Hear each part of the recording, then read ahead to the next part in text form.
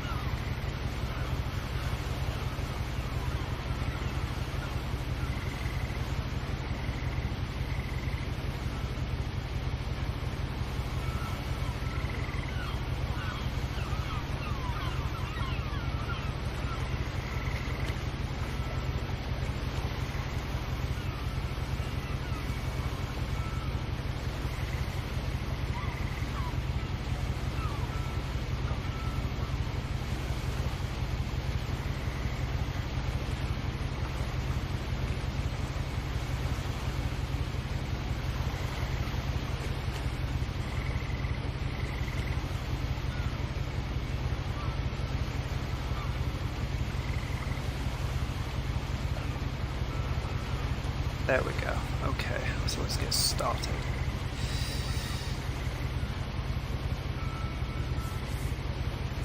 A lot of this isn't going to make sense to you, and I'm sorry about that. I'm just going to start at the beginning, with the house.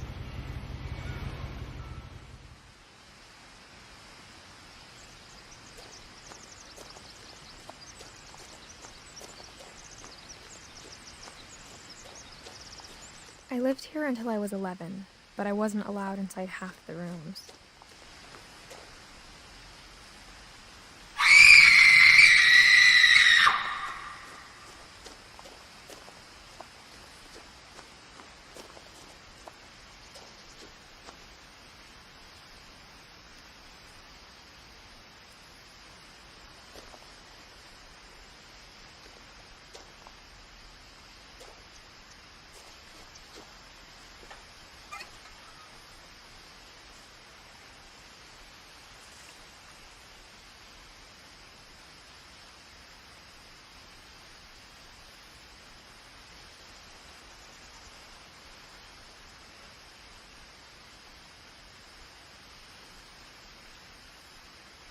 Inside the mailbox were bills from 7 years ago, marked urgent, open immediately.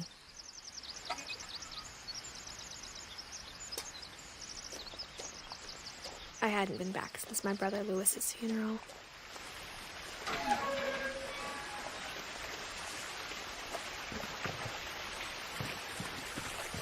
In her will, my mother left me a key, but didn't tell me what it unlocked.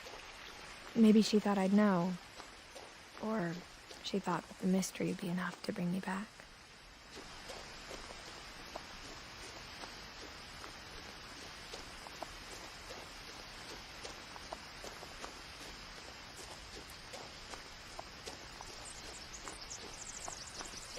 No one had driven this way in a long time, but I saw a few hoof prints.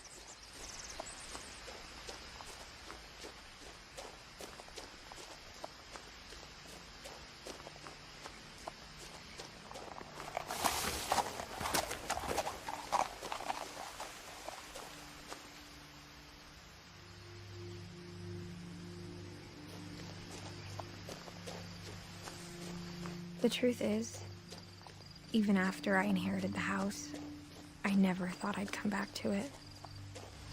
But now I had questions about my family that only the house knew the answers to.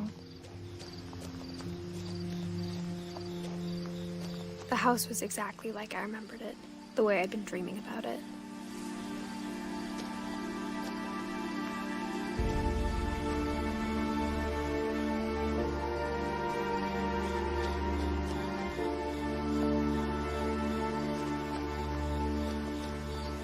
Such a massive building, well, house even.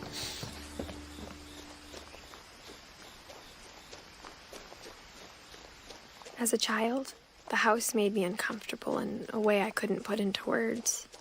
Now, as a 17-year-old, I knew exactly what those words were. I was afraid of the house.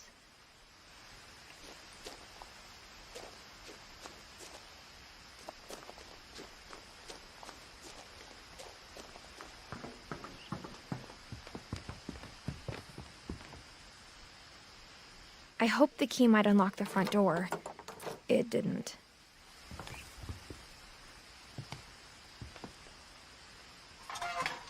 Looking in, I felt like the house itself had been waiting for me.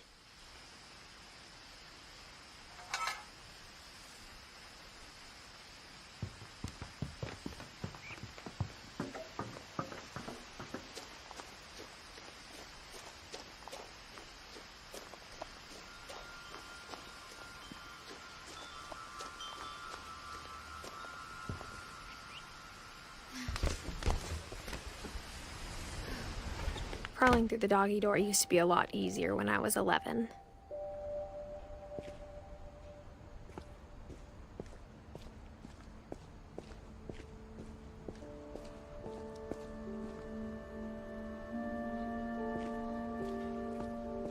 For the first time in years, I felt like I was home. But instead of a family, there were just memories of one.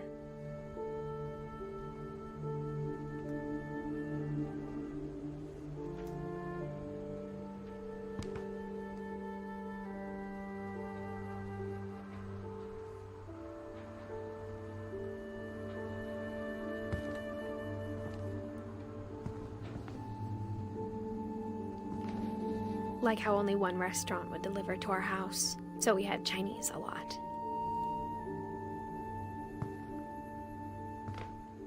Or how after Lewis started working at the cannery, we all got sick of eating salmon. Except our cat, Molly.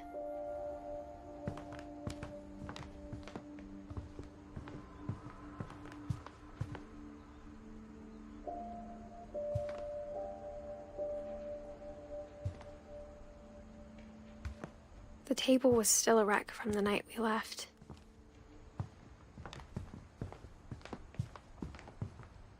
It was like a bomb had gone off, killing everyone but sparing the furniture. My mom was the only one of us who could imagine Great-Grandma Edie living in a nursing home. You know it, vampires? Yeah, no. Nothing in the house looked abnormal. There was just Too much of it, like a smile with too many teeth. Even the fireplace had a story. Edie told me the bricks came from the original house, after it sank. Actually, that does sound very... That does sound familiar, in a sense, what you just said there.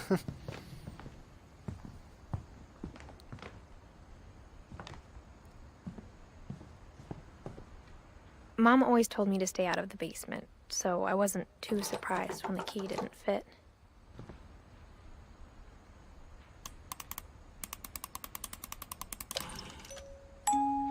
Great-Grandpa Sven built a music box for Barbara, along with the rest of the house.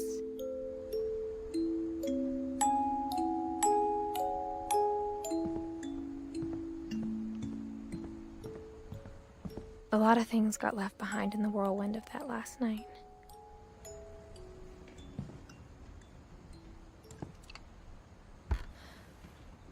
Edie told me once that every Finch who ever lived is buried somewhere in the library.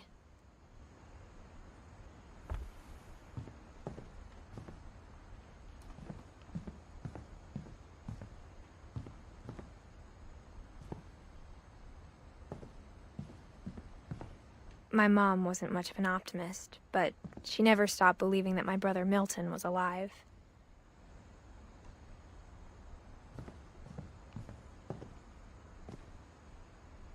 After Milton disappeared, Mom sealed up all the bedrooms. Then Edie retaliated and drilled peepholes.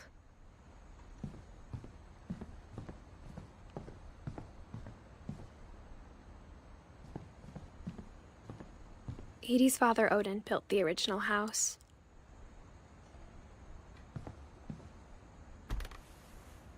Barbara was a child star for 2 years, until America grew out of it.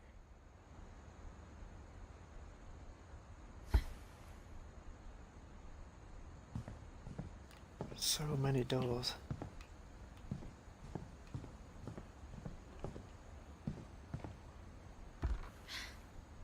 The last time I was in Edith Sr.'s room, I was 10 and she was painting my portrait.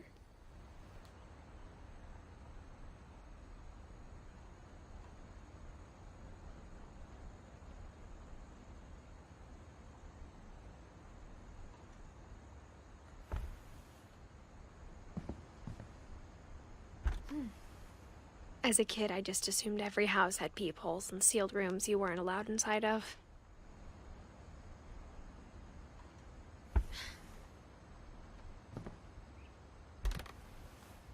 My Grandpa Sam spent 7 years sharing a room with his dead brother, Calvin.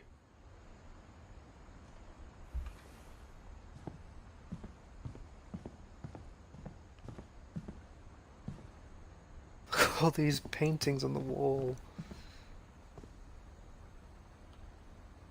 Man.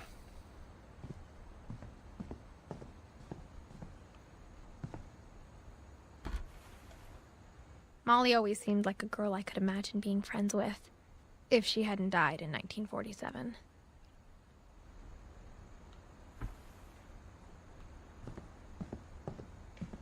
I spent a lot of time playing in Great Uncle Walter's room. I think my mom sometimes regretted not sealing it up. Lewis told me there were secret passages, but I never believed him.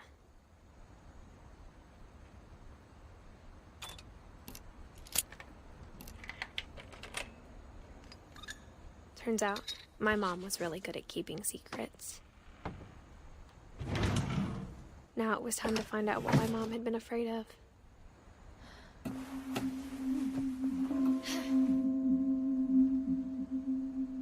From the paintings on the wall, it was clear my brother Milton had been here before me. Reading this, maybe it sounds like I had a plan, but I had no idea what was behind that door.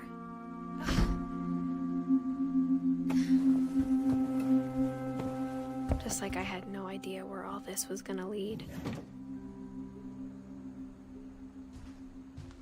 I grew up looking at Molly's room through the peephole. Being inside for the first time, I felt like I'd stepped behind a painting.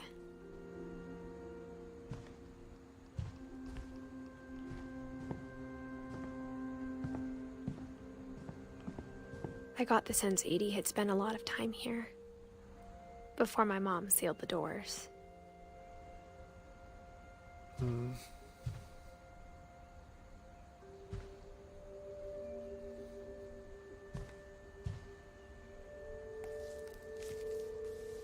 December 13th, 1947. Dear Diary, I'll be gone soon, but I wanted to tell somebody about what's gonna happen. It started when Mom sent me to bed without dinner. I woke up and I was starving, so I looked around for something to eat. The gerbil food was dry, but I didn't mind it.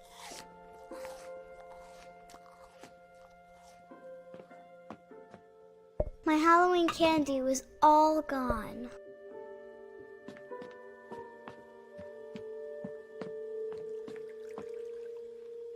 I thought about eating Christopher, but I held back. You don't want to eat that.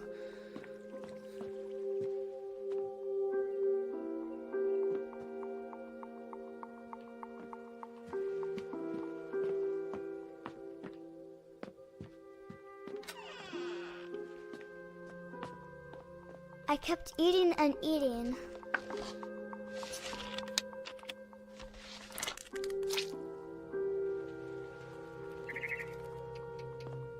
I ate a lot of things that night.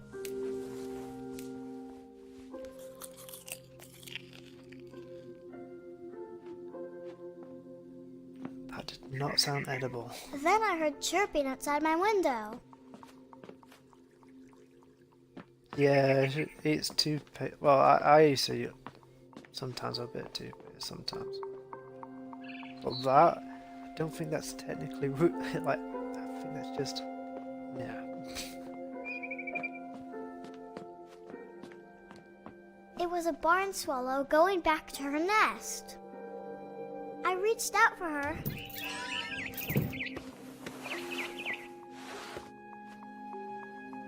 And suddenly, I was a cat. I tried to be quiet, but the bird was really scared.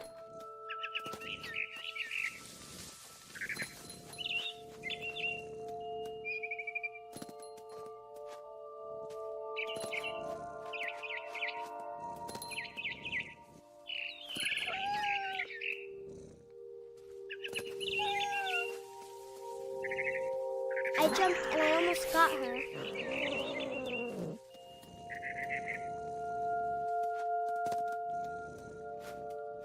I could tell she was getting really tired. Now I was up in the big tree. I promised Dad I wouldn't climb it anymore. All I cared about was eating that mama bird. I gobbled her up. And suddenly, I was an owl. First, all I heard was the wind. Then I heard little teeth nibbling in the grass.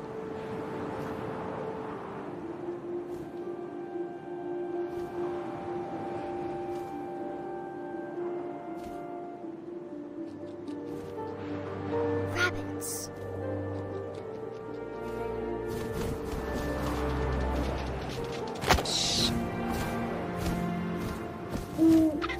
I imagined his face looking up and seeing mine through my talons. I swallowed him up, and I didn't chew one bit. Then I flew off to find something bigger.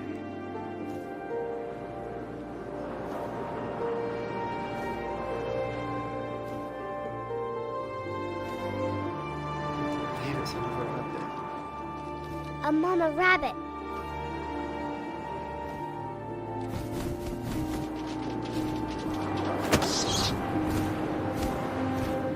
She was almost too big to carry. I started choking, but I couldn't stop eating. And suddenly, I was a shark.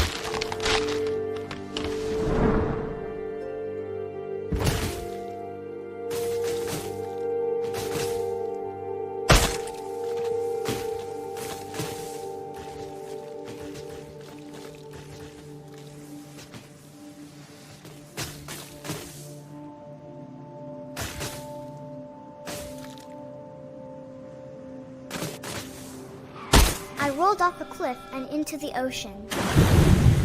Now, I was just a hungrier bit. than ever.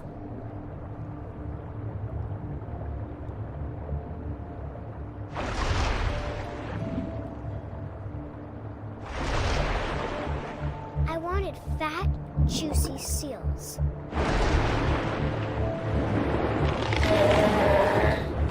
I tore off her flipper, and it tasted really good.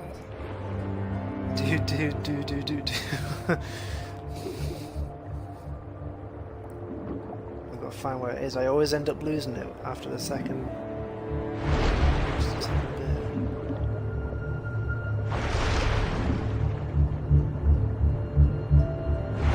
Grabbed on tight. But I was so hungry, I jumped out of the water. When I opened my eyes, everything had changed.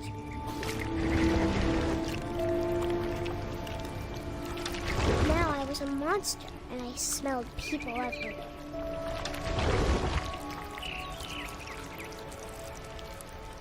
This kid has a very big imagination. Does that mean something? I was big, but I moved real quiet.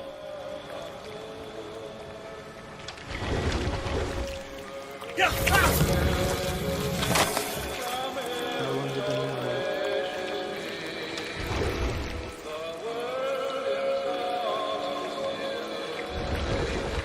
I wanted to stop, but also I didn't.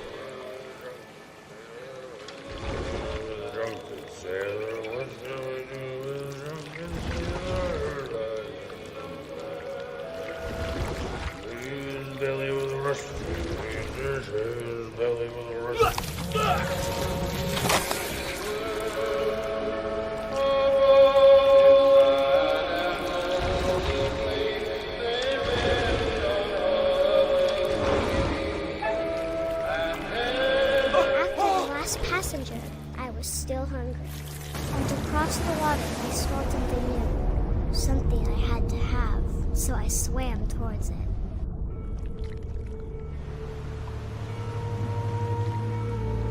I slithered onto the sand, and the good smell went into an old pipe.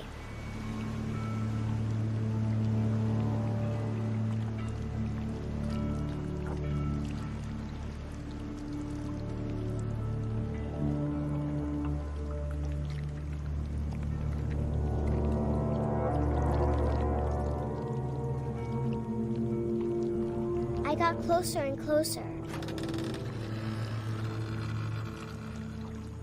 Back into Molly's room.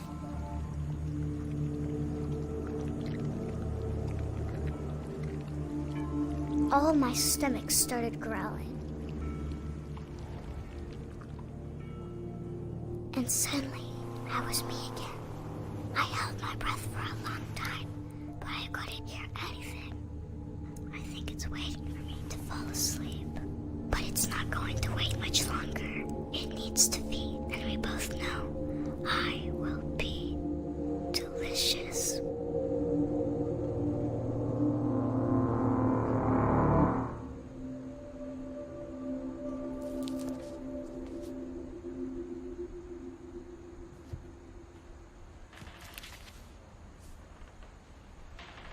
I'm not sure if I believed all of that, but I'm sure Edie would have.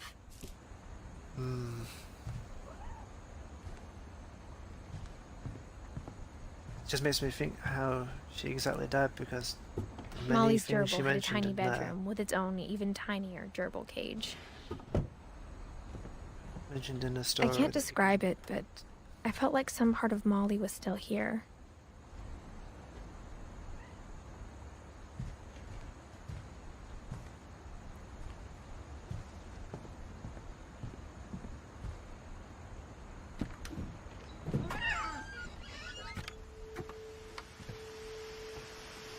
This will be obvious later, but my mom never told me any of these stories. Edie would have, but Mom didn't like bringing up the past. Though, when we adopted a stray kitten, she was the one who named it Molly.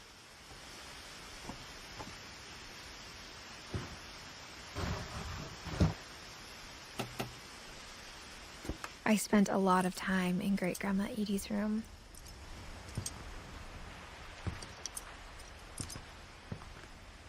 So many birds. Zerpy. What's we got tonight? I don't think I can kneel in this game. Lurpy. Rob.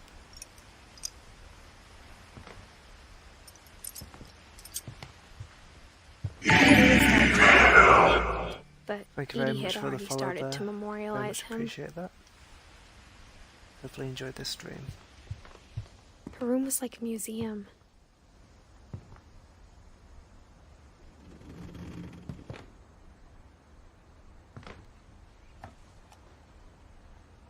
For 500 years, the Finches have been famous throughout Norway for their fortune and misfortune.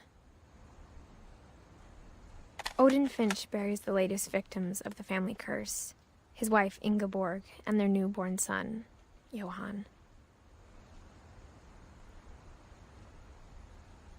You could say that it's more like an On January adventure, 7th, 1937, he set sail with his family and his house, hoping to leave the curse behind. But 40-foot waves off the coast of Washington send the house and Odin to the bottom of the sea. Yeah, please no spoilers, guys, for the vampires here who's watching right now. Odin's daughter Edie, with husband Sven and baby Molly, step ashore on their new home, Orcas Island. Odin Finch is the first to be buried in the new family cemetery.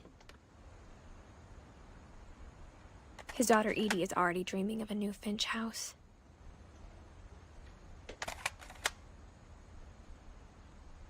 So they've literally came all the way from Norway Whatever's on a wrong with this boat family, to it carry goes that back a long house ways. along.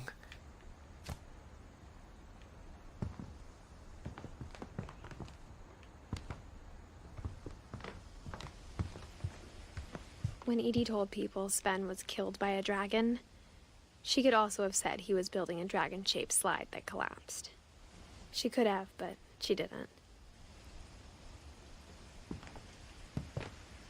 One summer, they evacuated the island, but Edie refused to go. For a few weeks, she was a celebrity. I hadn't thought of myself as Edith Jr. for a long time. Edie gave a big interview about a mole man living under the Finch house. My mom was furious.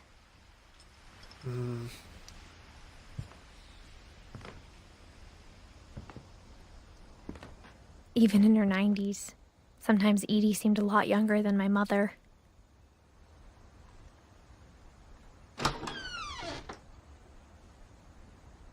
The only trace Grandpa Sam's first wife Kay left on the house was the pink bathroom.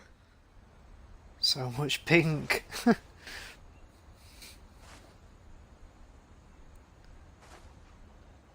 It was a pretty big trace.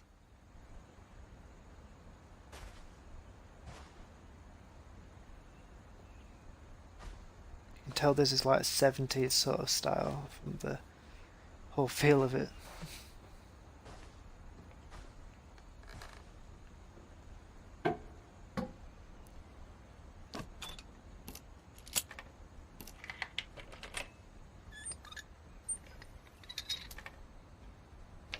There's a secret in this bathroom. It's in the last place you would look. It isn't in the cupboard. It's hidden in this book.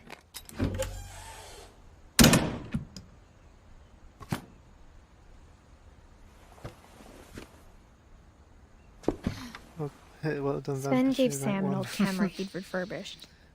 He never put it down.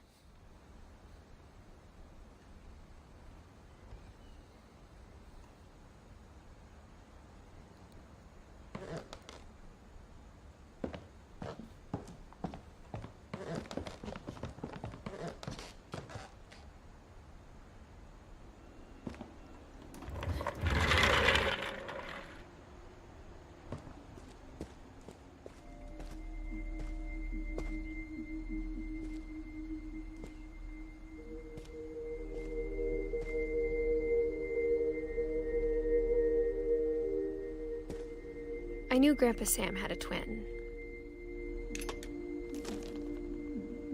And that he never talked about him. I guess my grandpa didn't like history any more than my mom did.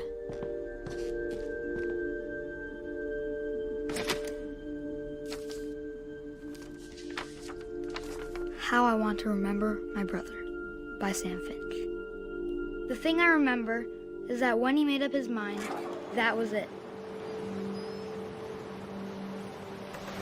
My brother said he'd die before he ate another mushroom. And he did. At Barbara's funeral, we swore we'd never be afraid again. And he wasn't. I think Calvin always wanted to fly.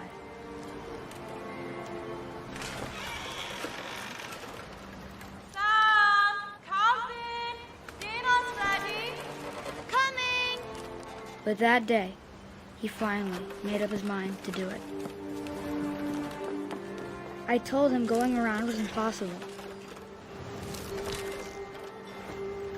Maybe if I hadn't said that.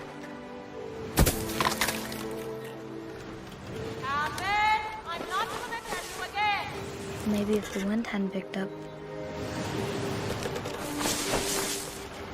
Then maybe he'd still be here. But I doubt it. I think he'd already made up his mind. That's what I want to remember about my brother.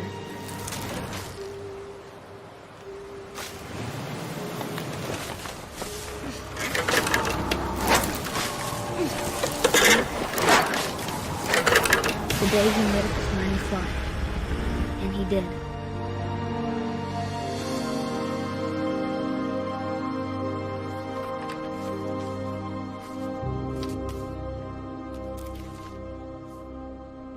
Calvin's story felt strangely familiar. When I was younger, I remember trying to do the exact same thing.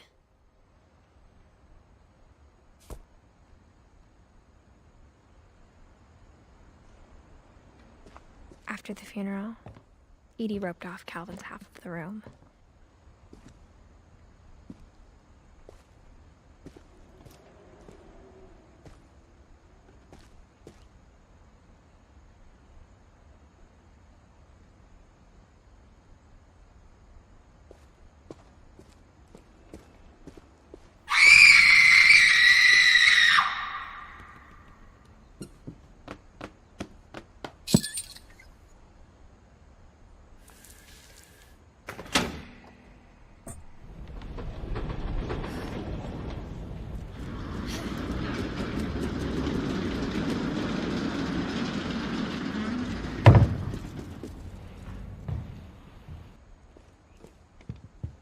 The passages were a pretty tight fit. They'd obviously been built for smaller hands and bellies.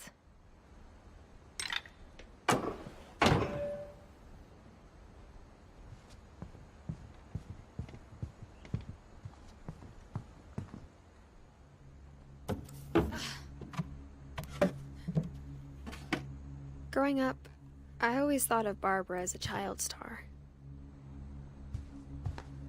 I never thought about how hard it must have been for her afterwards.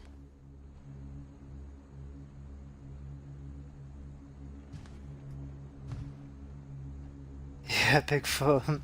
Because I guess in one of her, yeah, it was one of the movies she did when she was younger was Bigfoot.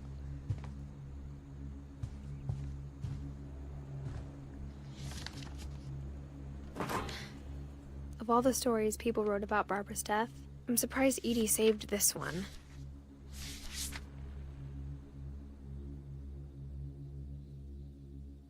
Old Jack here with another ghastly tale inspired by America's most unfortunate family. I'm calling it The Surprise Ending of Barbara Finch. As a child star, Barbara was famous for her scream. Now at 16, she was all washed up. A has-been. But in a lucky break, she'd been asked to perform her signature scream at a local convention for monster movie fans. It was just the boost her career needed. Unfortunately, her scream hadn't aged well. Getting better. I think you just need the right motivation. Her biggest fan and current boyfriend, Rick, was about to demonstrate when... He's laughing right Now that was a great scream. It was Barbara's father, Sven. He'd slipped into a table saw and had to be rushed to the emergency room. So Barbara got stuck babysitting her youngest brother, Walter. Her convention comeback was cancelled.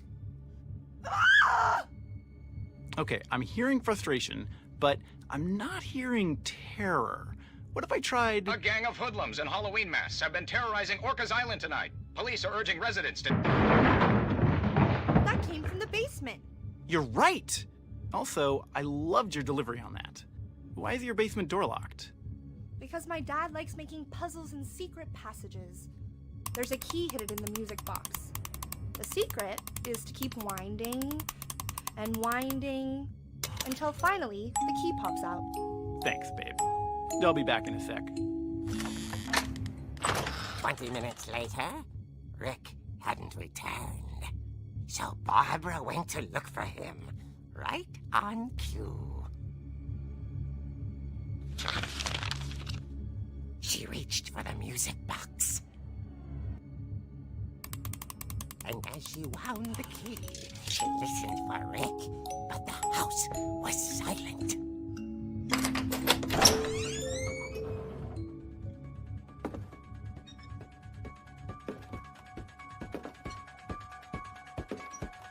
She found Rick's crutch and imagined the worst.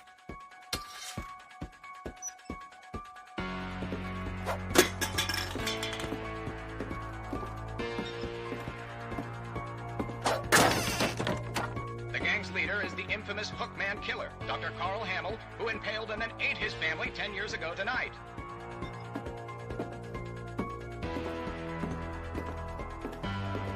The old fridge rattled and grew still. Oh dear! Oh! Rick? Barb, relax. I was just trying to scare you to help you find your scream. Well, I'm not scared, Rick. I'm furious. Then act furious. All I'm getting from you now is that you're hurt and confused and She threw him out, but she kept a little something to remember him by. Barb, have you seen my other crutch? And she was still holding it when she fell asleep watching the late picture show. Hours later... Barbara! Walter, what's going on up there? Ah! Okay, I'm coming up, but if this is a trick, you're dead, Walter.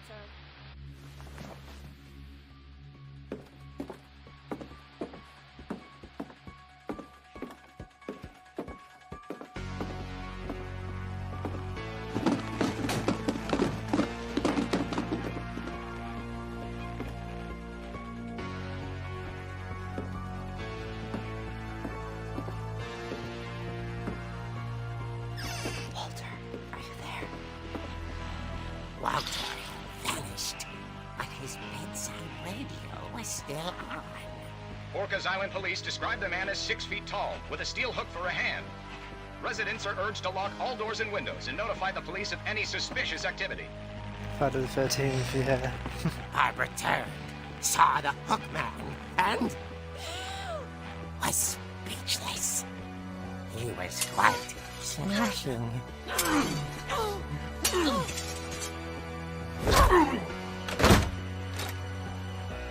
And the irony was, he couldn't get enough of Barbara. Okay, Barbara, there's gotta be another way out of here. That night, she played her part beautifully.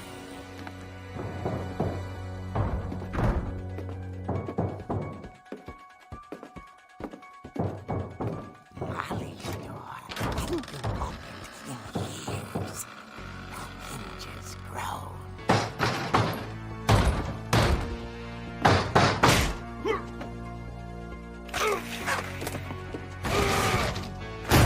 He wasn't moving, but she sensed the story might not be over yet.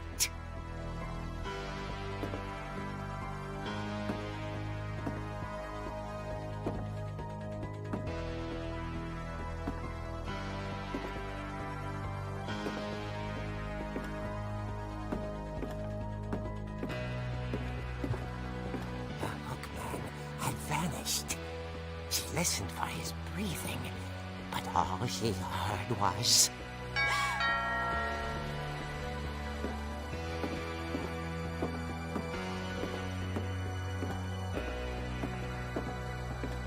At the door, she heard whispering. It was coming from inside the house.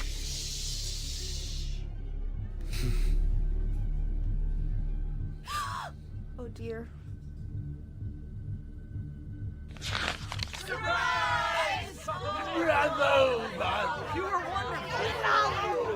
monsters had come to surprise her. For Barbara, it was a dream come true. Then she saw what kind of monsters they were, and she realized what was about to happen.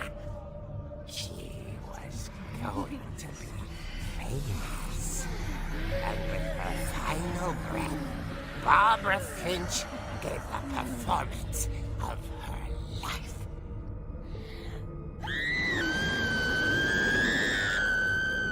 I wasn't there myself, but I hear Barbara was magnificent.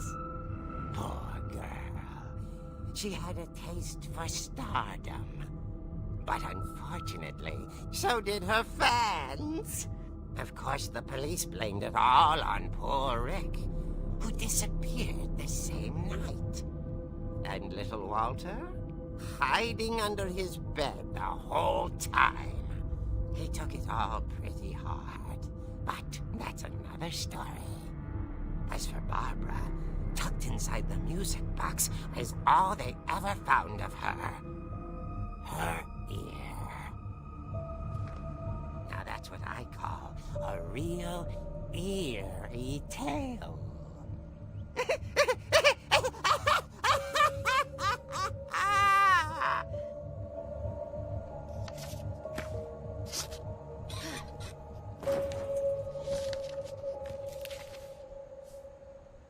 Edie told me all Barbara wanted was to be remembered, as absurd as that comic was.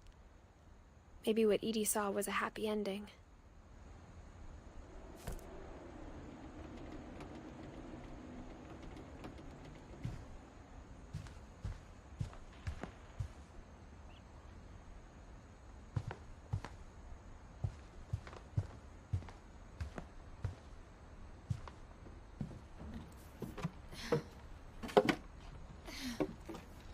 I guess now I know why Mom didn't like me playing with the music box.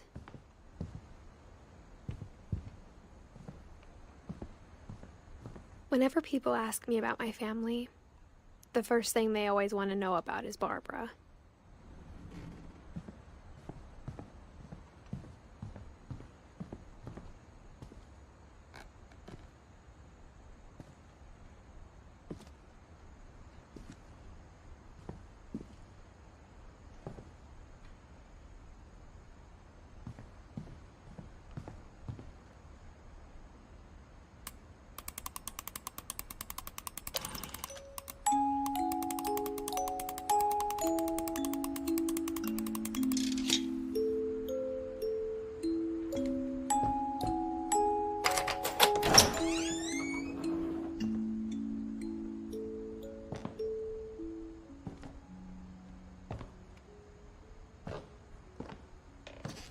You remember in Edie's room where they were on about the mole man and I saw Edie sneak down to the basement once, Walter? carrying packages. I thought maybe she was hiding presents. It It turned out she was hiding a lot more than that.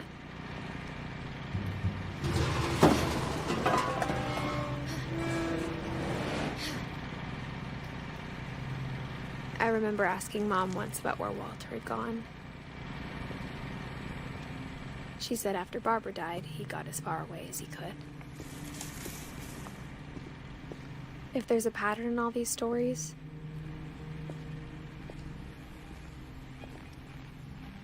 I think it's that none of us has gotten very far. Lots of beans and sweetie crisps.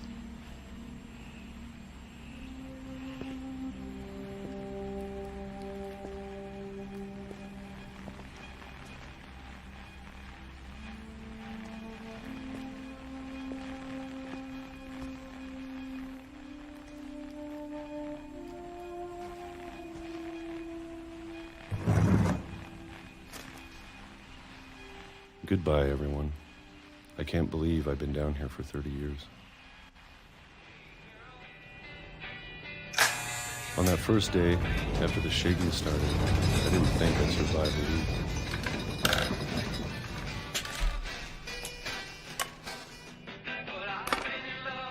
But after a few days, I settled into a routine. That's what kept me sane. Having a schedule, living for today. I always expected to be dead tomorrow. But if you wait long enough, you get used to anything.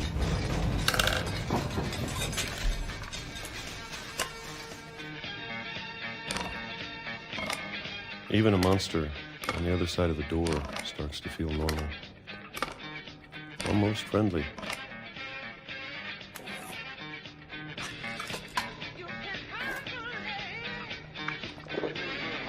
And then one day, everything just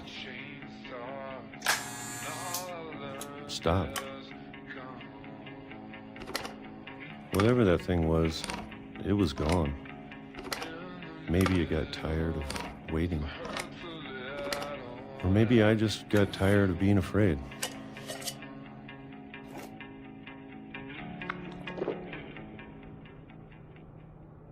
It's been a week now, the longest in 30 years. I'm done waiting. I have to leave while I still can.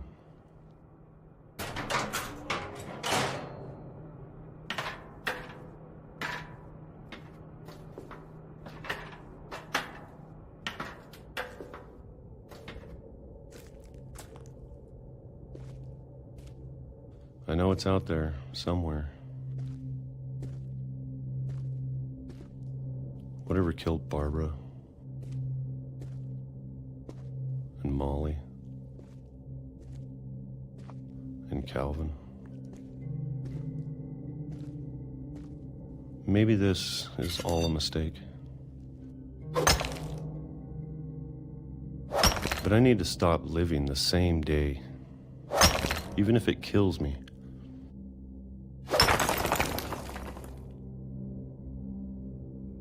Whatever's out there, I want you to know I'm ready for it. I'm going to appreciate all of it, especially the food. I don't mind if I only have a year left, or a month, or a single week. I'd be happy with one new day. I can already imagine the sun in my face. Thank you very much for the follow there, Beastie. Thank you very much for staying as long as you have. Sorry, I haven't really been speaking, I've just been letting the story drift. Walter died when I was 6. I can't believe my mom never told me he was down here.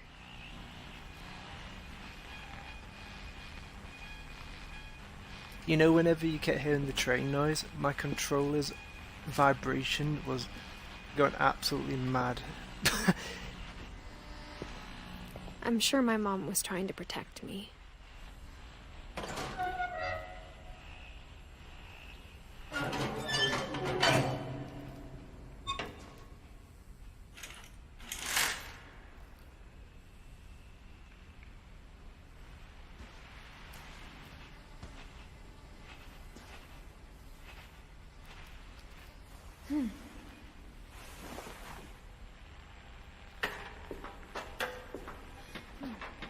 Maybe she was afraid I'd end up like Walter.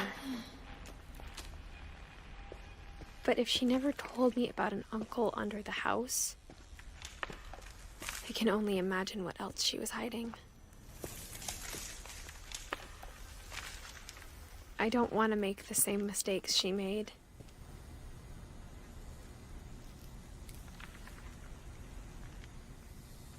Okay, thank you very much for joining, like I said. I tend to, if you're wondering what I tend to stream, you can head over to my Xbox name Ouija Buddy and same as my stream. You can see all the games I tend to stream on there. Stuff like, I've just got Mortal Kombat 11 and stuff like that. So I'll probably be streaming that at some point. Trying to bury something that's still alive. Though I do tend to stream a lot of single player games like this a lot, so. Now that there's only one of us left, or maybe two, I thought it was time I heard the stories for myself and found out what happened to everyone else. But now I'm worried the stories themselves might be the problem. Maybe we believed so much in a family curse, we made it real.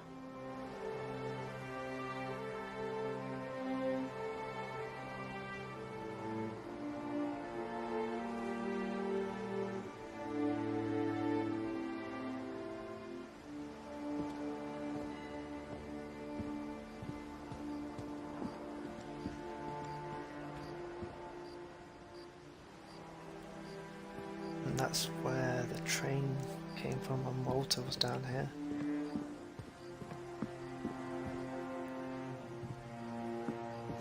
Must have been the corrosion of like the water hitting along here that destroyed the rest of the way.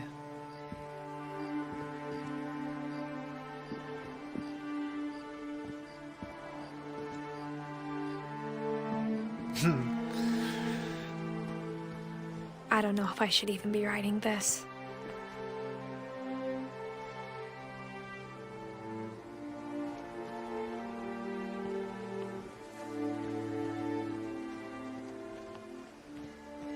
Maybe it'd be better if all this just died with me.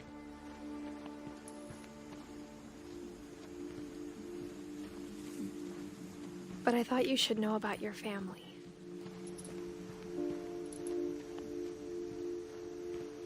And the history you're a part of. Though to be honest, I feel as lost as you probably do right now.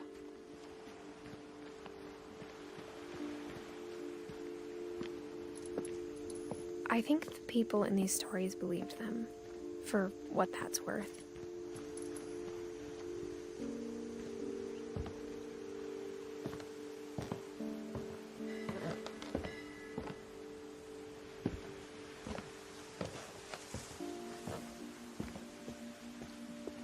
And when you look at the house, that history of imagination and stubbornness and madness, any of it seems possible.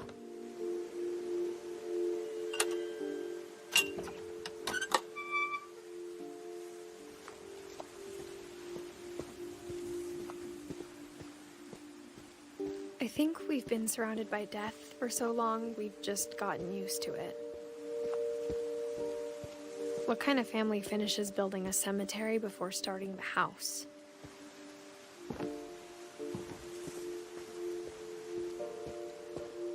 It's embarrassing for me to admit this, but the pet cemetery made me more uncomfortable than the human one. 3 of the gerbils were mine, and 2 had been my fault.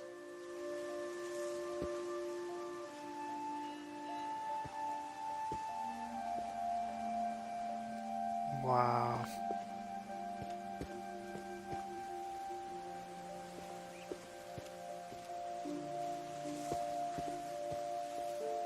Sven built the house, but it was Edie who designed the cemetery.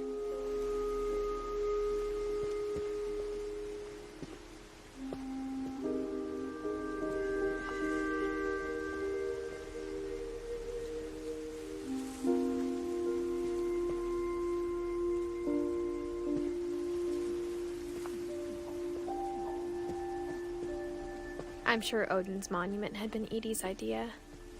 My mom was always trying to move on, but for Edie, the past never went away.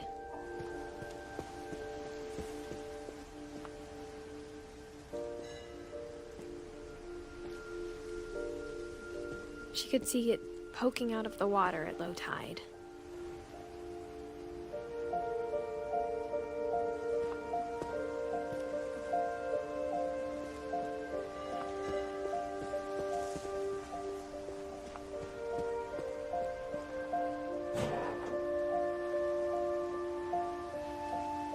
Edie said she dreamed about the old house every night.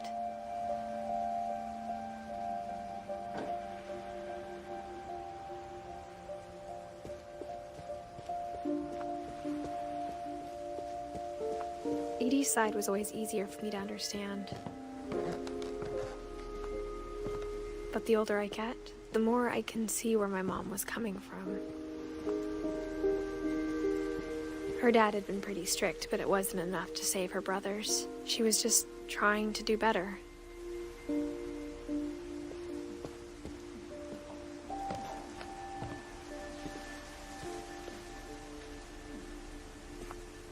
She lost 2 of her brothers, just like I did. I get why she tried so hard to protect us.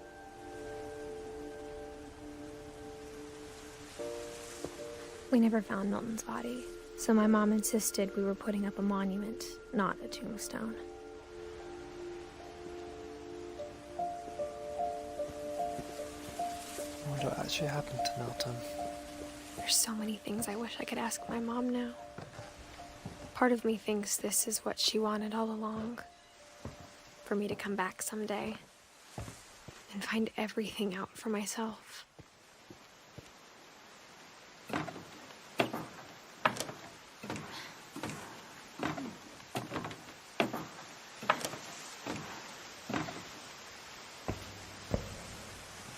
But looking back on it now, if she told me there was going to be so much climbing, I never would have come when I was 22 weeks pregnant.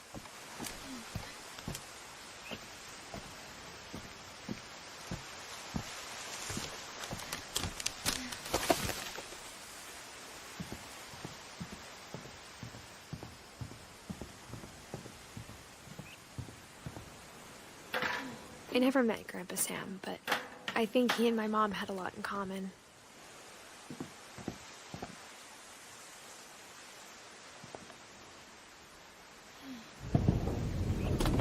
They were both pretty intense.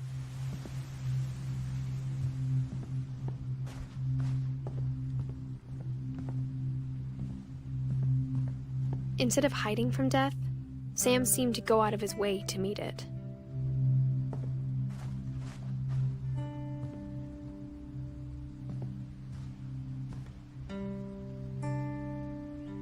Sam spent his life shooting photos, but Mom said he got nervous being in front of the camera.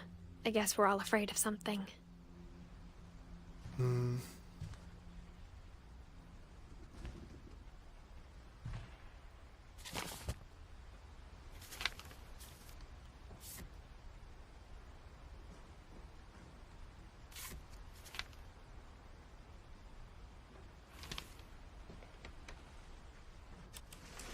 Dawn, I promise, you'll never forget this weekend.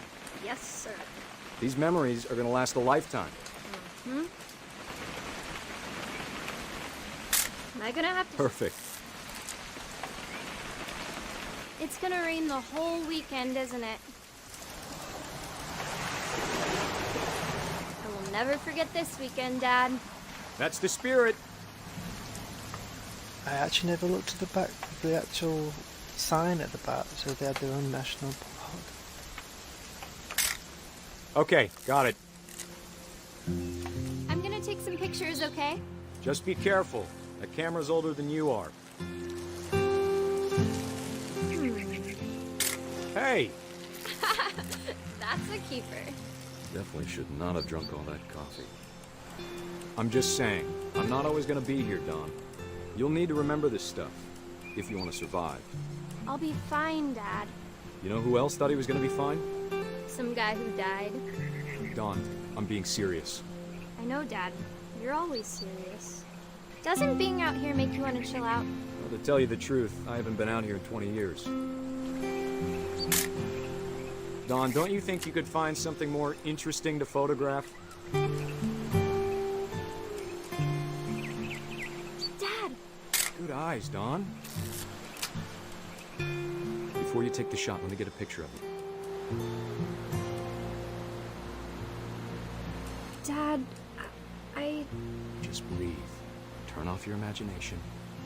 Focus on your target.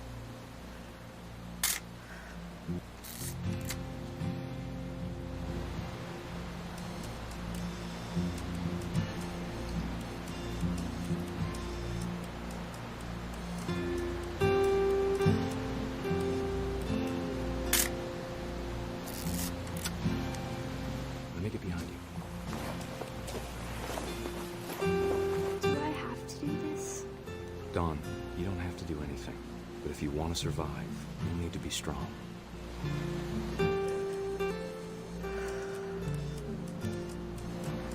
Now keep yourself squared up, elbows down, like we practiced. Whenever you're ready. Great shot, Don!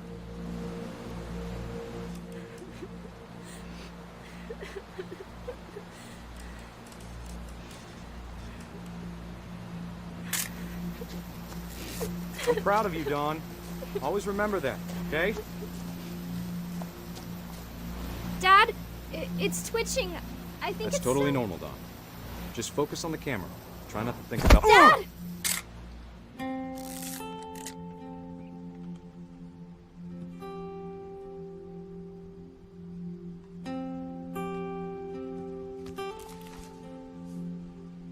Of all these stories, that's the one I wish most that my mom had told me.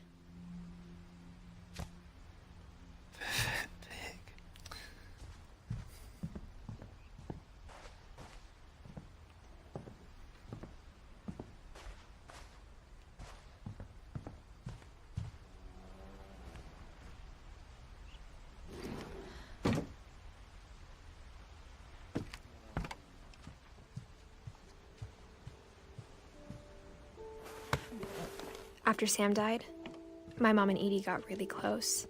They'd both lost a lot.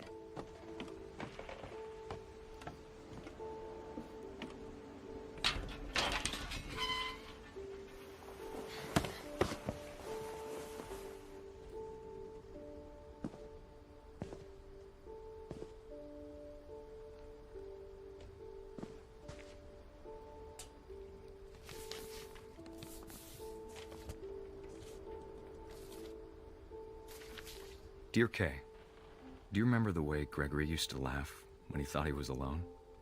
Like something funny was happening, but only he could see it. I think he saw things the rest of us don't.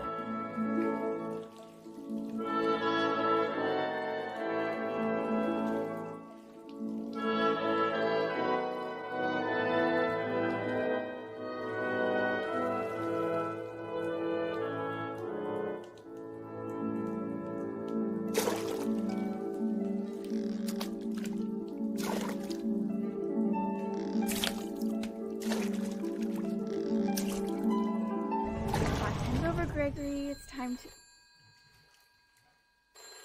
Hold on, sweetie. Hello? Sam, I told you I don't want to talk right now. I wonder what he saw. What his world was like.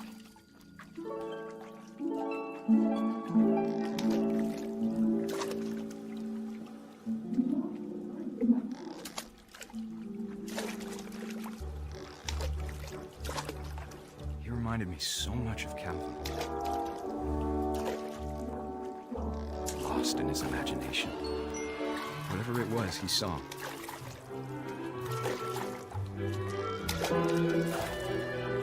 It sure made him happy.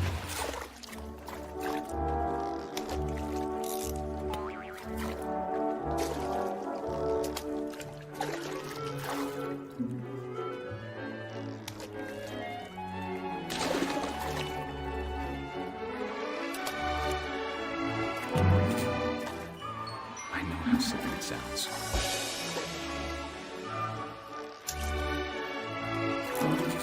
That I worried about a baby being too happy. But I could feel him slipping away. Sorry about that, Gregory. I know you did everything you could. Maybe if I hadn't called that night. Damn it. Hold on, I don't want Gregory to hear this.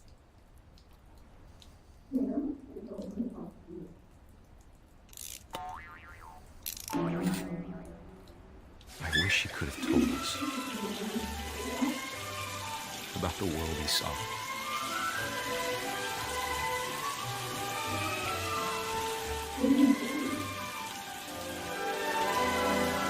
There's so much I don't understand about Gregory, about everything.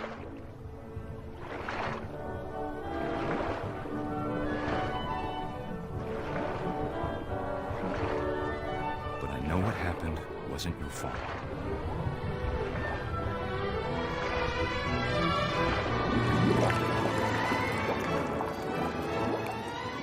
I'm sure he's happy.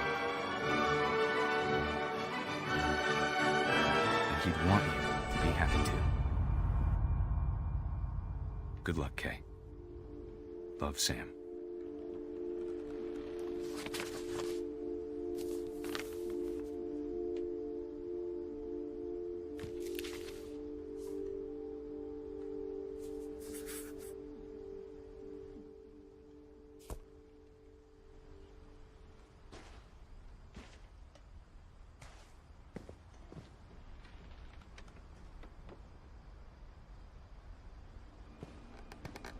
I can't imagine my mom ever writing poetry, and yet... A poem for Gus, who always said the wedding was a bad idea.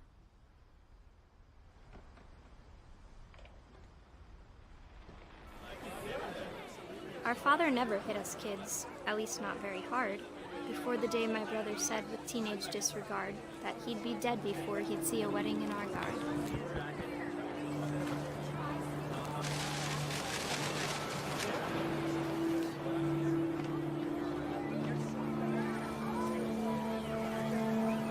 My father made him come, of course, but Gus stood far apart, just flew his kite and bottled up the storm inside his heart.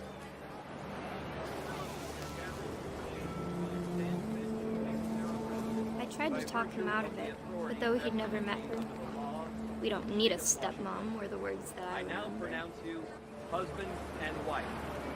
Make him cry.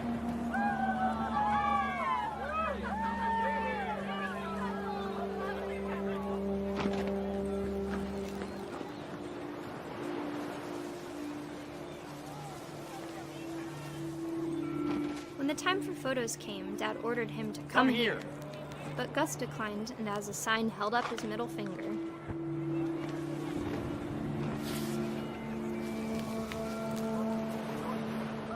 The wind picked up, and panicked geese appeared and quickly went.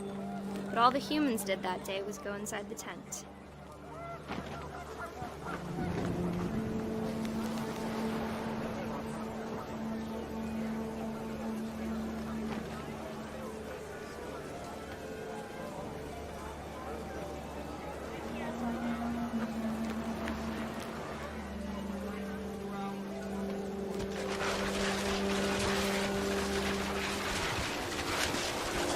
Rain came down in buckets then, but no one seemed afraid that nature might destroy the tent our dad had crudely made.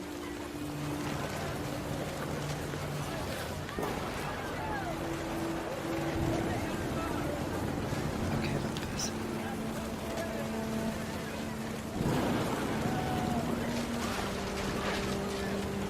thunder sounded much too close and full of angry power. But all my father said to this was, "Make the music louder."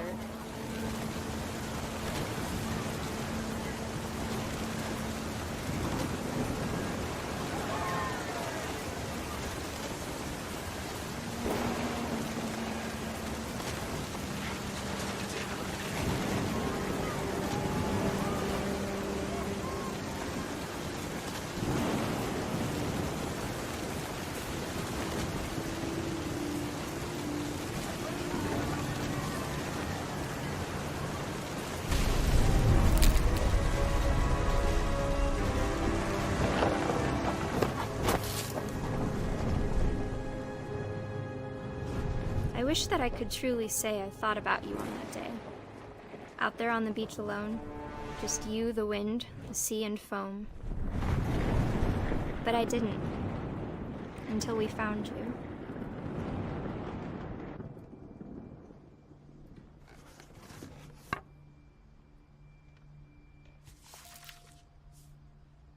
She never talked about him, but Mom told me once if I was a boy, they were going to name me Gus.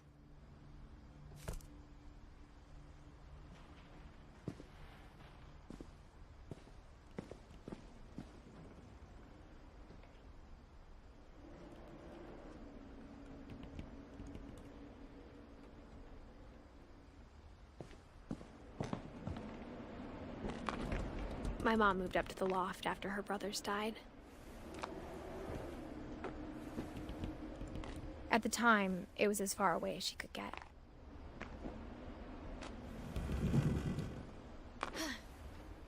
Yeah, be a baby.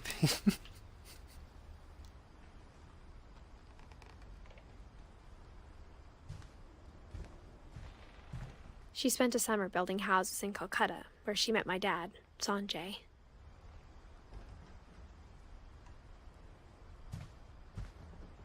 Religion was another thing my mom never talked about, but I think it helped her a lot after her dad died.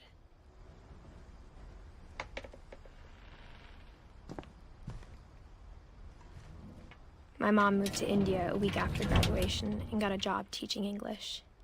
Louis was born a year later.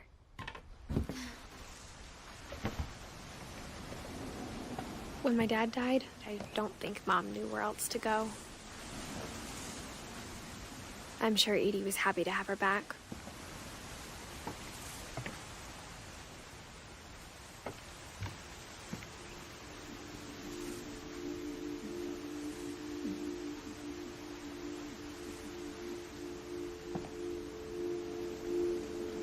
The house had to get a little bigger, but Edie was used to that.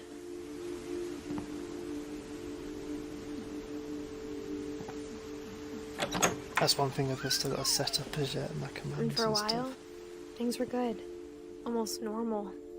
I think I've only got a few really. If you put the command and then just put DD, I think that'll. But it didn't last.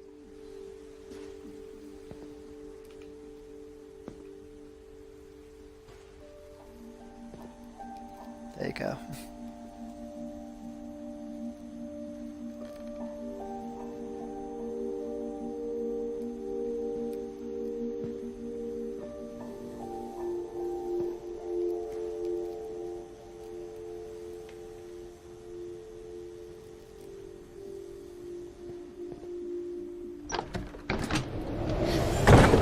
The beginning of the end was Milton's 10th birthday, when Edie gave him a castle.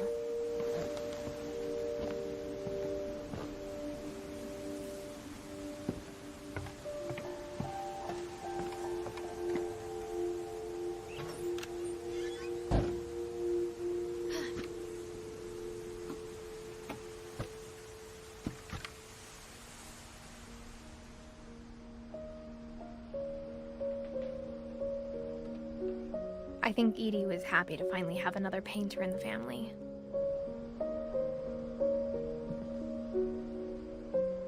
I've played this quite a lot. It's just so good to go through it over and over and over again. I just enjoy going through it.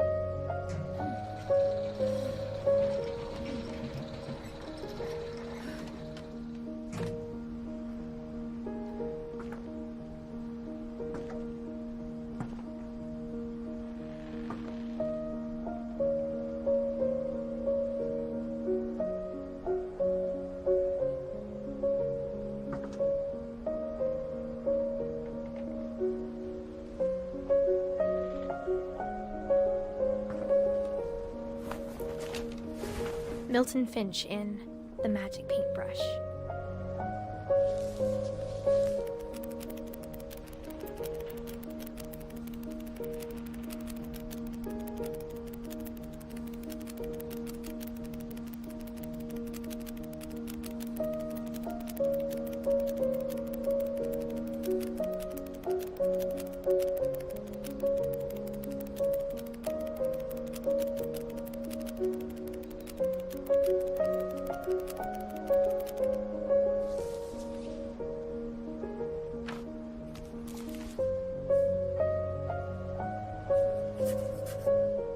I was 4 when Milton disappeared.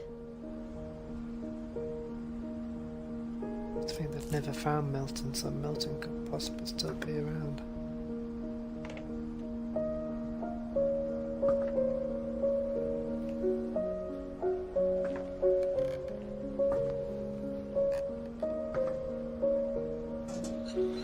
Mom spent months searching for my brother.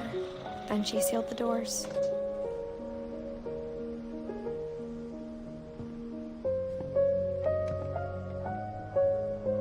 Whatever Milton had found in the house, Mom didn't want it getting out.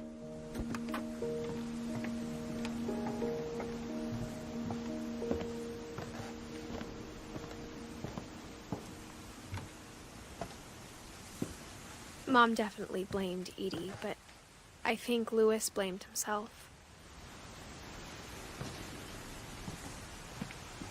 After he graduated, he just spent more and more time in his room. Until Mom got him a job at the cannery.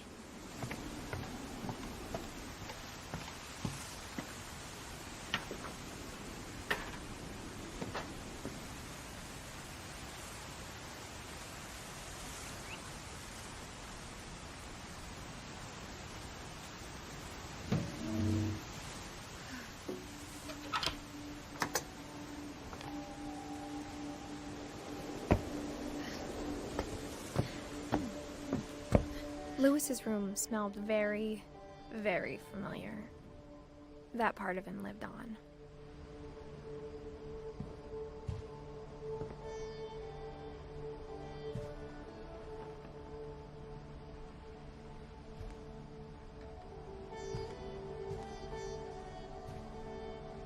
He was so proud of being Indian.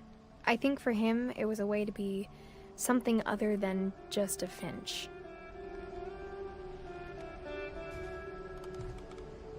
Lewis and I spent a lot of time playing games together, but he was surprisingly bad at them. He died a lot.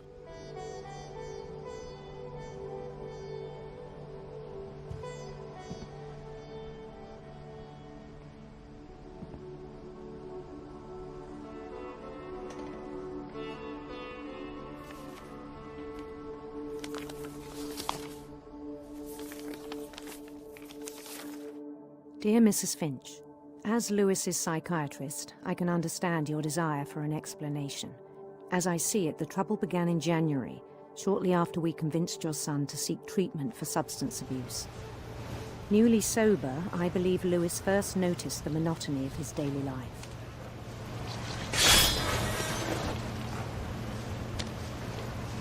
He kept working at the cannery, but he withdrew part of himself.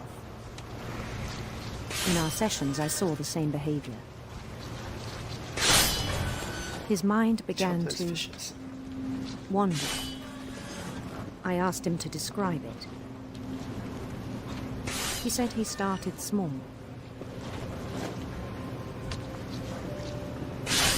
Imagining a labyrinth.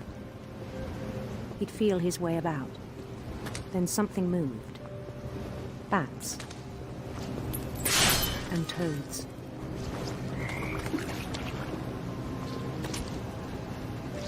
And things that have not names. He knew it was all in his head.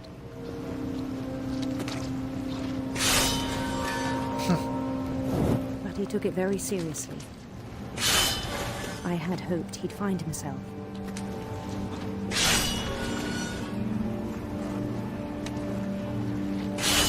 But he found something more.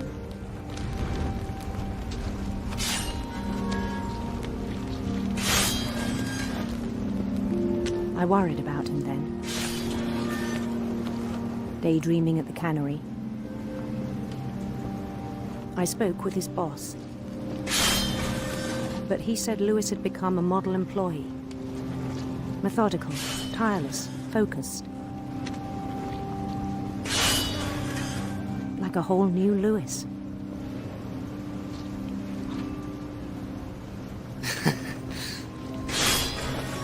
So I let him go on.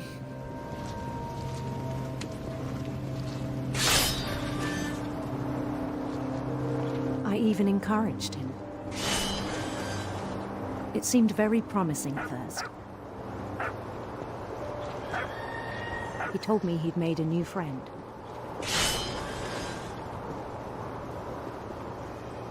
On the edge of a city he named Lewis Topia.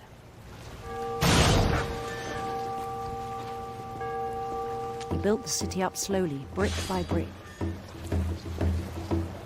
Then he made musicians.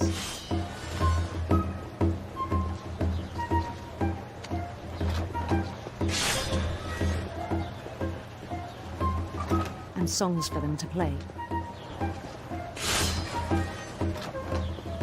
He talked about starting a band. And he was always humming something. Every day his imagination grew stronger.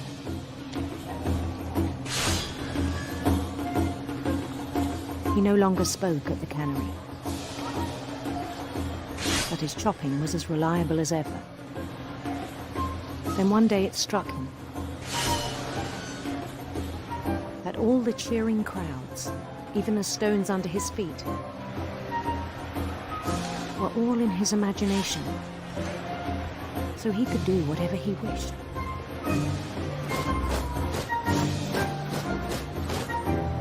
He held an election for mayor. And he won.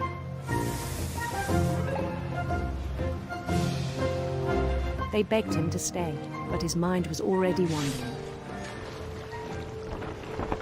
It became a game for him.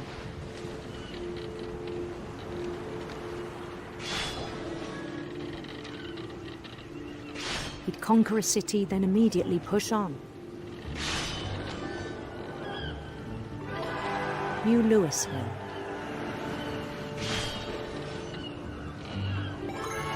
St. Louis. He started drifting away from our reality.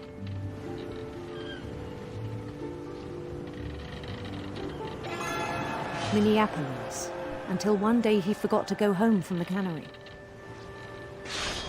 Even as his mother pleaded with him, part of Lewis kept sailing on.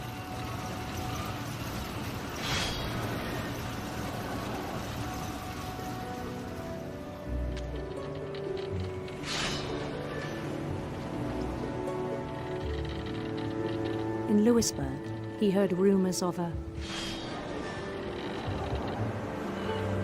handsome queen.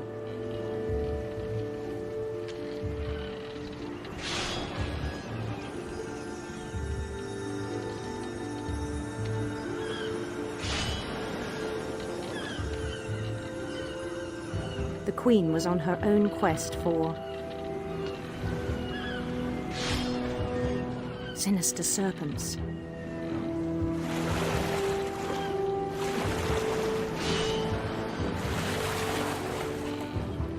I'm doing both parts. I'm to use the right followed stick the sound to of chop, her the left to move. silver harp.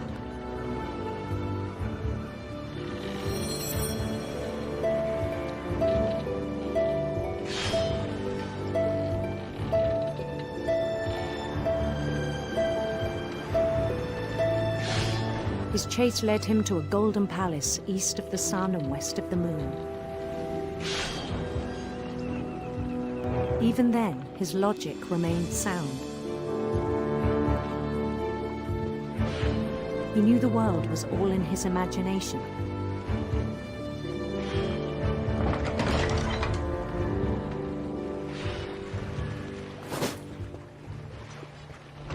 But he was so proud of having created it.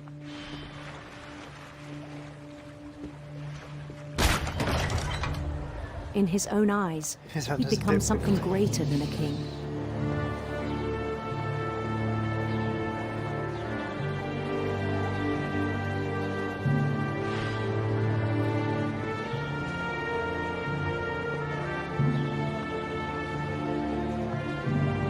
For someone who'd never known success in the real world, I think it was overwhelming. And then it struck him that the real Lewis was not the one chopping salmon, but the one climbing the steps of a golden palace.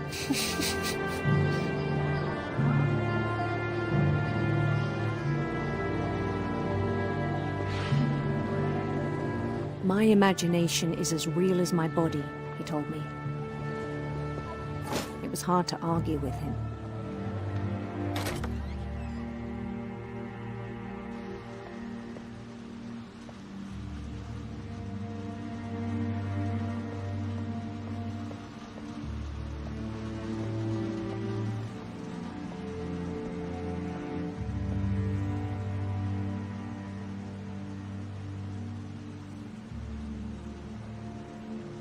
He began to forget the world we know.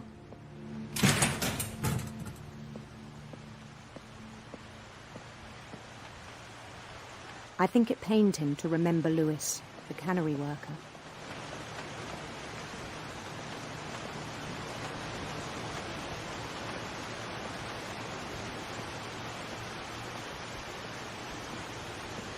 He began to despise the man with a royal contempt.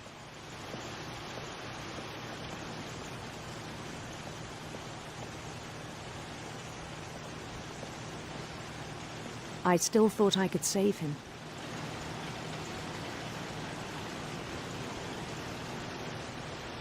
Even after he said he was being crowned king over all the lands of wonder.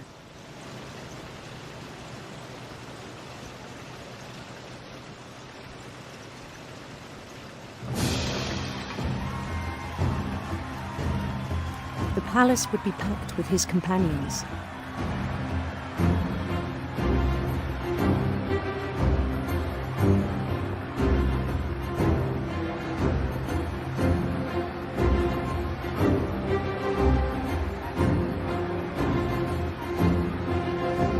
Including the wise Calico who insisted on advising him.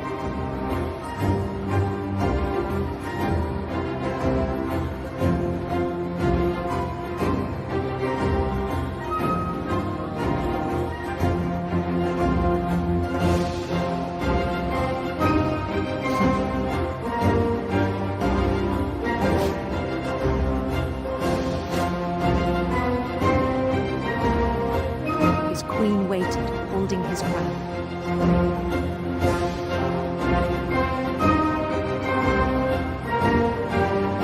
There was only one thing left to do.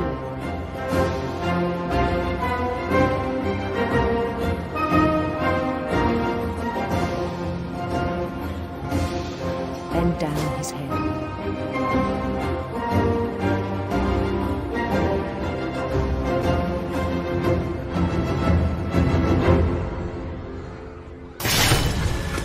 I think you know. Mrs. Finch, your son was a kind man who will be missed by all of us who knew him.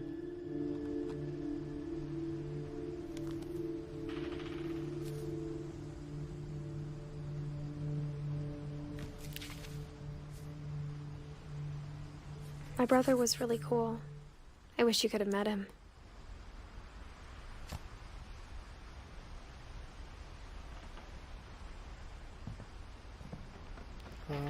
I wouldn't say his hand.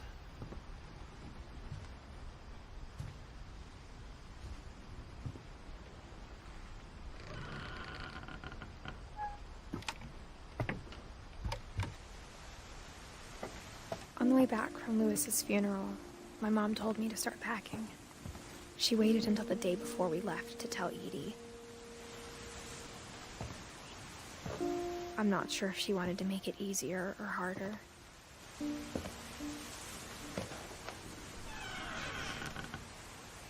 I wish we'd stayed. But I understand why we left.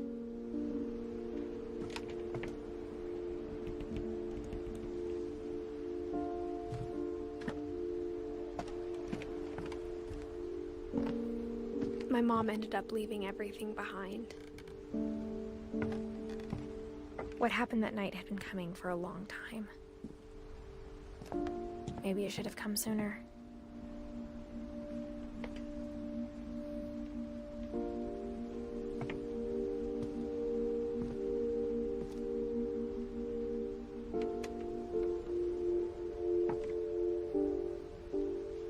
But it had to end one way or another. All that's left now is to tell you about that last night.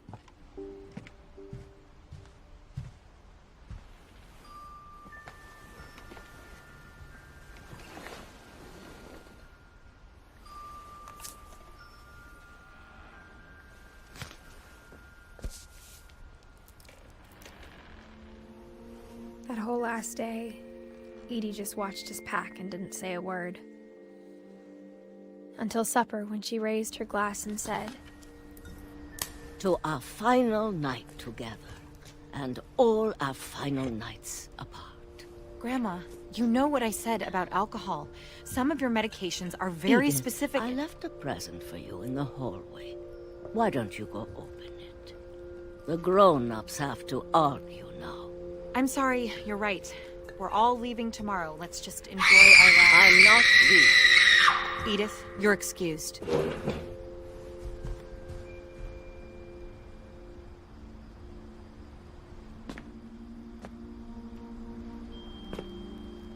The power had been shut off that morning, but Edie always had plenty of candles. When my mom sealed the library, I don't think she knew about the other entrance. Or that Edie had a key to it.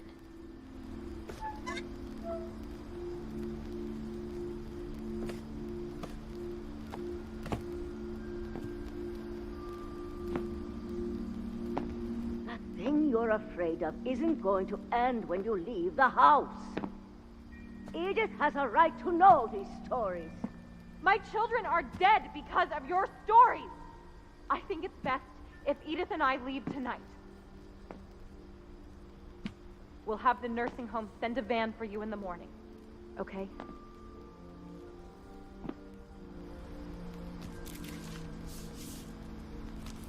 Dear Edith, there's so many stories I wish I could tell you, but there's only time for one.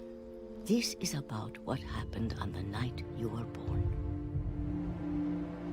That night, the tide went way, way out. It was the first and last time I ever saw the old house aground. There'd been an earthquake out in the middle of the ocean. They called it the lowest tide in 1,000 years. God, it smelled awful. You know, I've seen that house every day of my life. But I never thought I'd go back to it.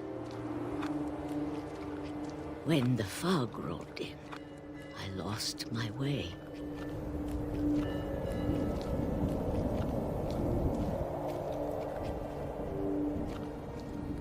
I got turned around.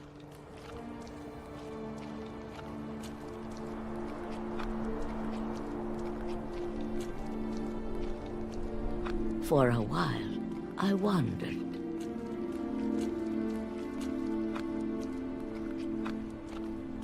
I started seeing things.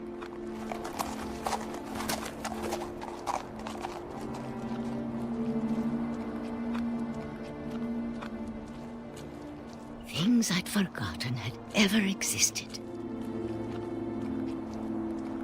Seemed like it, or... But when I saw them, they felt like old friends. That night, a lot of things came back to me. Or maybe I came back to them. Or sometimes they were just accidents that just happened. Some of them. Things I can't explain, but that I need you to try and... Edith, what are you doing in here? It's mine. Edith! Mom, you're gonna rip it! Let go! I kicked and screamed, but Mom dragged me to the car. I never saw Great-Grandma Edie again. The next morning, the van came to pick her up, but she was already gone. After that, we moved around a lot.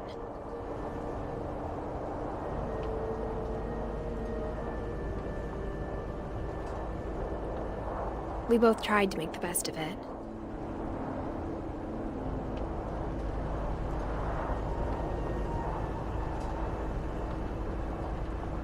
A few years went by.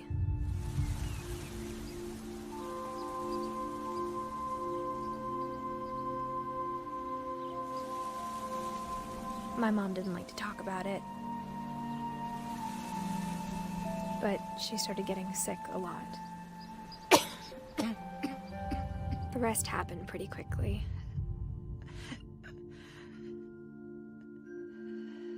She got better for a while,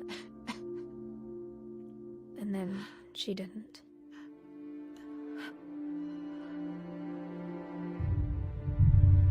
And then I was alone.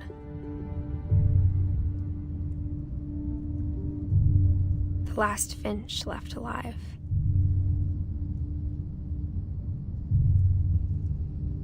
Until I found out about you.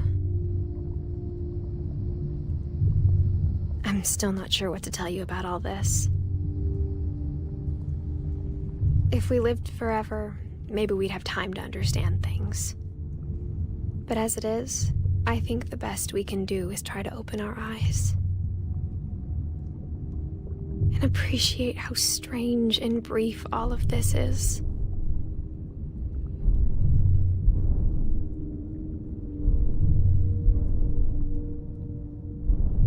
This journal was supposed to be for you. But now I hope you'll never see it. I just want to meet you and tell you all these stories myself. But I guess if you're reading this now, things didn't work out that way.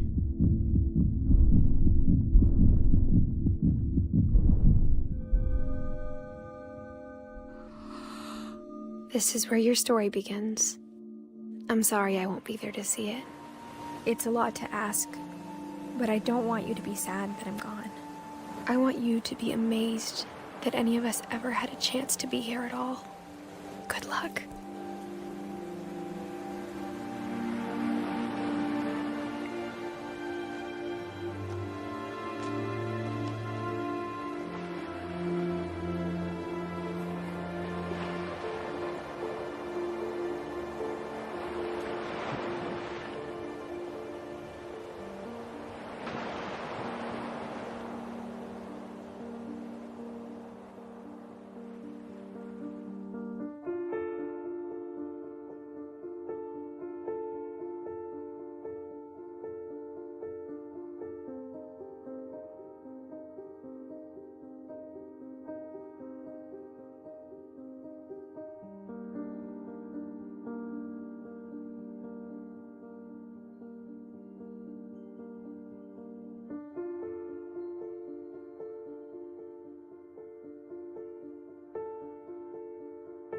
I don't know, but I guess it's just it's a story to memorialize her.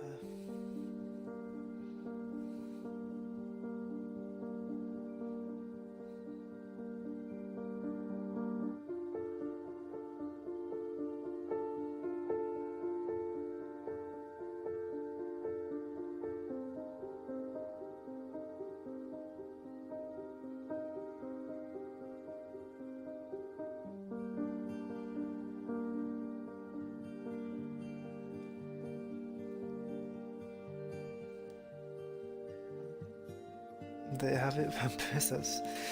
That's the game.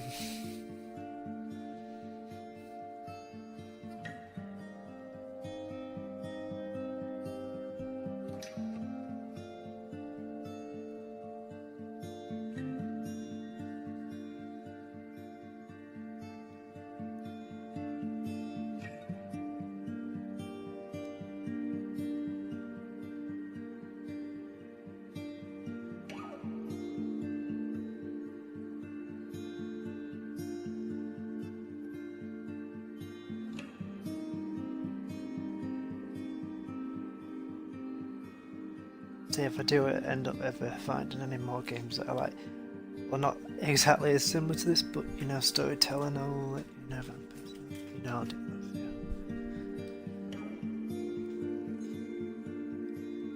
You know that dreadful stories bit that's going past? I'm actually thinking of doing a little thing for that. Just a little clip of that game. That part of the game, anyway. Well, I did do a clip for this game, like, ages back. Like, I think I've still got it on my PC. I can always put it back onto here.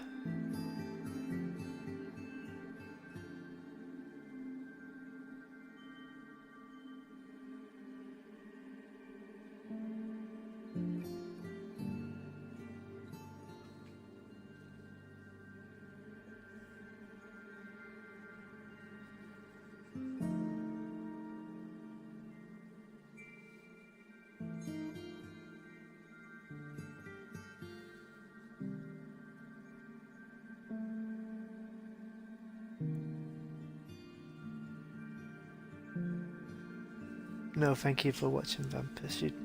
You said to me that you'd watch me, and you did.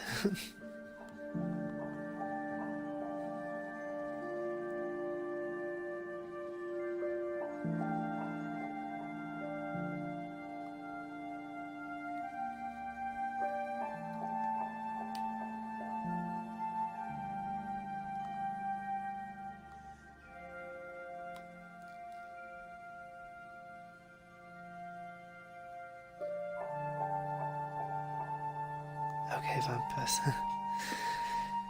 Okay, thank you very much for thanking everyone that has joined my stream. I very much appreciate this. I'll probably stream like later on. Probably do a bit of more combat. Yeah, thank you very much. Au revoir.